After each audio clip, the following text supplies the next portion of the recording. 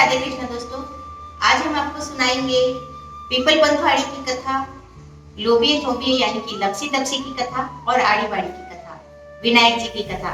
इन चारों कथाओं को जो है दशा माता की कथा के बाद सुना जाता है। और लंबा वीडियो ना हो इसीलिए मैंने इसे अलग से बनाया है। आप इसे जरूर सुने, इससे कहानी कथा का पूर्ण फल मिलता है। तो चलिए शुरू करते हैं। सबसे पहले हम सुनेंगे विनायक जी। एक बार एक बुढ़िया माई गणेश जी की बड़ी भक्त थी। वह प्रतिदिन मिट्टी के गणेश जी बनाती और उसकी पूजा करती, लेकिन प्रतिदिन वह मिट्टी के गणेश जी गल जाते और वह पुनः बनाती। इस प्रकार वह एक दिन एक साहूकार के एक मकान बन रहा था, वहां जाती है और साहूकार के कारीगरों को कहती है कि क्या तुम मेरे पत्थर के गणेश जी गढ़ दोगे? और वह कारीगर कहते हैं कि जितने समय में हम तुम्हारा पत्थर का गणेश गढ़ेंगे उतने में एक दीवार चिन देंगे और तुम जाओ। बुढ़िया माई कहती है कि तुम्हारी दीवार टेढ़ी हो जाए, और वो कारीगर बार बार दीवार बनाते हैं और बार बार वो ढह जाती है और टेढ़ी हो जाती है। तब शाम होने पर साहूकार आकर देखता है और कारीगरों को कहता है कि आज तुमने कोई काम नहीं किया। तब वह कहते हैं कि एक बुढ़िया माई आई थी, पत्थर का गणेश जी गढ़ने को कह रही थी, हमने नहीं गढ़ा। उसने बोला तुम्हारी दीवार टेढ़ी हो जाए, और तब से दीवार ढह रही है, टेढ़ी हुई जा रही है। माई को बुलाओ और मैं उसे सोने का गणेश गढ़ के दूंगा। बुढ़िया माई को बुलाते हैं और कहते हैं कि हम तुम्हारे सोने का गणेश गढ़ेंगे, तुम हमारी दीवार सीधी कर दो। बुढ़िया माई गणेश जी का ध्यान करके प्रार्थना करती है और दीवार सीधी हो जाती है। तब सेठ सोने का गणेश बुढ़िया माई को गढ़ के देते हैं। हे गणेश जी महाराज, जैसे आपने बुढ़िया पे कृपा करी वैसी सबकी करना, जैसे सेठ की दीवार सीधी करी वैसी सबकी करना, खोटे की खरी अधूरी की पूरी जानना, कहते सुनते हुंकार भरते सब पे कृपा करना। तो ये थी विनायक जी की कथा। इसके बाद हम सुनेंगे पीपल पंथवाड़ी की कथा। एक बार एक सास बहू होती है और सास गंगा जी नहाने जाती है और बहू को कहकर जाती है कि तुम दूध दही बेच के पैसे कमा के रखना। और दूसरे दिन जब बहू दूध दही लेकर बाजार में बेचने निकलती है तो रास्ते में स्त्रियां पीपल पंथवाड़ी माता को पूज रही होती है। तब वह उनसे पूछती है कि तुम क्या कर रही हो? और वह स्त्रियां कहती है कि हम पीपल पंथवाड़ी माता पूज रहे हैं। फिर वह पूछती है कि इसके पूजने से क्या होता है? तब स्त्रियां कहती है कि इसके पूजने से घर में धन धान्य होता है, सुख संपत्ति आती है, मनोवांछित मनोकामना पूरी होती है। और ये सुनकर वह कहती है कि यदि तुम पानी से सींच रही हो तो मैं दूध दही से सींचूंगी। और वह दूध पीपल में और दही पंथवाड़ी माता पर उड़ेल कर रोज घर आ जाती है। महीना पूरा होने पर सोच में पड़ जाती है और घर से निकलकर पीपल पंथवाड़ी माता के पास जाके सो जाती है। और पीपल पंथवाड़ी माता उससे पूछती है कि बेटा क्या हुआ, तुम सो रही हो, जाग रही हो, चिंता में क्यों पड़ी हो? और वह कहती है कि चिंता में क्या पड़ी हूँ, मेरी तो सास कल गंगा जी से आने वाली है, मुझसे दाम मांगेगी और मैं दाम कहाँ से लाऊंगी? सारा दूध दही तो मैंने आपके ऊपर उड़ेल दिया।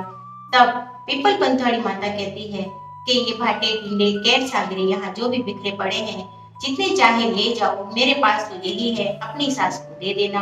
और वह टोकरी में जितने माते हैं उतने भरकर घर आ जाती है और कमरे के कोने में रखकर बैठ जाती है। दूसरे दिन जब सास दाम मांगती है तो वह कहती है कि कमरे के कूड़े में पड़े हैं। और सास जाकर कमरे में देखती है तो कमरा पूरा हीरे मोतियों से जगमगा रहा होता है। और वह बहू को आके कहती है, चोरी करी, डकैती करी, इतना धन कहाँ से लाई? तब बहू कहती है कि मुझे तो मेरी पीपल पंथवाड़ी माता टूटी है, मैं प्रतिदिन दूध दही उन्हीं को चढ़ाती थी, उन्हीं की कृपा से हो गया है। और सास सोचती है कि यदि इतनी कृपा होती है तो अगले वर्ष मैं भी पीपल पंथवाड़ी सींचूंगी। और अगले वर्ष सासू भी जो है दूध दही बेचकर हांडी धोकर पीपल पंथवाड़ी में चढ़ा देती है। महीना पूरा होने पर वह अपनी बहू से कहती है कि तुम मुझसे दाम मांगना। बहू कहती है कि सास से भी कोई दाम मांगता है, और वह हट कर लेती है कि नहीं, तुम्हें तो दाम मांगना ही पड़ेगा। और वह कहती है कि ठीक है, और ऐसा कहकर पर जाकर पीपल पंथवाड़ी माता के पास सो जाती है। पीपल पंथवाड़ी माता उससे भी पूछती है कि तुम सोती हो, जागी हो या चिंता में पड़ी हो? तब वह कहती है कि मैं तो चिंता में पड़ी हूँ, कल मेरी बहू मुझसे दाम मांगेगी और मैं कहाँ से लाऊंगी? तब माताजी उससे भी कहती है कि मेरे पास तो ये भाटे डिंडे कैर सांगरी है, जितने चाहे ले जाओ। और इतना कहकर सासू तो बड़े बड़े भाटे टींडे उठाकर जैसे तैसे लाकर कमरे के कोने में रख देती है और बहू उनसे दाम मांगती है। तब वह कहती है कि कमरे में पड़े हैं। बहू जाकर देखे तो कमरे में सांप बिच्छू लूट रहे होते हैं और गंदगी फैल रही होती है। यह देखकर सास भी पीछे पीछे आकर और रोने पीटने लगती है और कोसने लगती है। कहती है कि पीपल पंथवाड़ी माता पीठ पाटनी दोगली, तुझे तो धन दिया और मुझे सांप बिच्छू दिए। तब पास की स्त्रियां उनसे कहती है कि बहू तो सत की भूखी सींचे और तुम धन की भूखी सींचो, इसीलिए उसे धन मिला और तुम्हें सांप बिच्छू मिले। सास बहू के पैर पड़ती है और बहू कहती है कि नहीं माता जी, आप पढ़ो पीपल पंथवाड़ी के पैर और मैं छूं आपके पैर। दोनों ही पीपल पंथवाड़ी माता के पास जाकर उनके पैर छूती है। सास अपने किए की क्षमा मांगती है। सांप बिच्छू सब मिट जाते हैं। हे पीपल पंथवाड़ी माता, जैसे आपने बहू को दिया वैसा सबको देना, जैसे सास को दिया वैसा किसी को मत देना। पोटे की खरी अधूरी की पूरी जानना। तो बोलिए पीपल पंथवाड़ी माता की जय। ये थी पीपल पंथवाड़ी माता की कथा। अब हम सुनेंगे लपसी तपसी की कथा। एक लपसी था, एक तपसी था। दोनों जो है लपसी सवा सेर का हलवा बनाकर टाली हिलाकर भोग लगाकर जीम लेता और तपसी तपस्या करता। एक दिन दोनों झगड़ने लगते हैं। नारद जी आते हैं और पूछते हैं कि झगड़ा किस बात का। लपसी कहता है कि मैं बड़ा और तपसी कहता है मैं बड़ा। तब नारद जी कहते हैं कि तुम दोनों का फैसला मैं कल करूंगा। दूसरे दिन सूरज भगवान की 1.25 की मुंदड़ी नारद जी उनके आगे डाल देते हैं और लपसी तो अपने प्रतिदिन की तरह सवा सेर का हलवा बनाकर टाली हिलाकर घंटी बजाकर भोग लगाकर छीन लेता है और वह मुंदड़ी पर ध्यान नहीं देता। दूसरी ओर तपसी उस मुंदड़ी पर ध्यान देकर गोडे के नीचे दबाकर फिर से तपस्या करने लग जाता है और सोचता है कि मुझे कौन देख रहा है।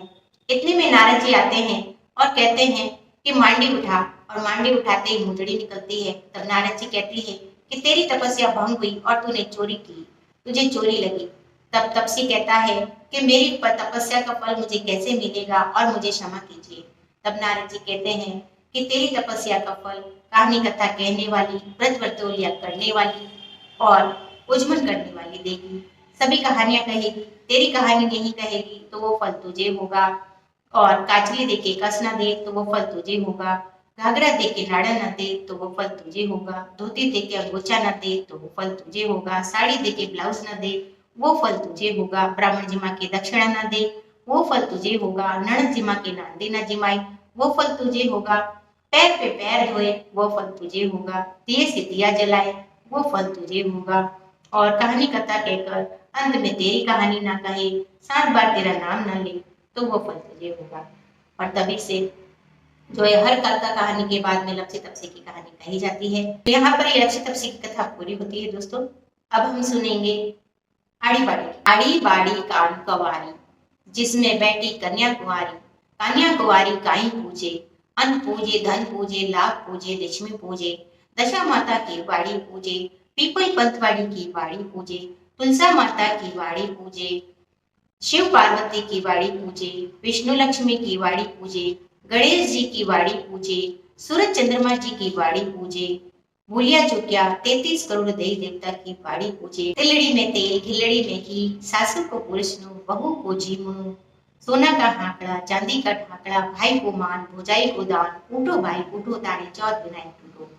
तो ये हुई आड़ी बाड़ी की कथा। अगर आपको मेरे द्वारा बताई गई कथाएं अच्छी लगी तो आप मेरे चैनल को सब्सक्राइब करके आप अपने मित्रों, परिवारजनों और बहनों के साथ इसे साझा जरूर करें। साथ ही आप मेरे चैनल में कमेंट बॉक्स में आप कोई भी सुझाव अगर आपको चाहिए तो आप लिख सकते हैं। आपका दिन शुभ और मंगलमय हो, इसी कामना के साथ मिलते हैं हमारे अगले वीडियो में अगली जानकारी के साथ। तब तक के लिए जय श्री राधे कृष्णा दोस्तों। राधे राधे।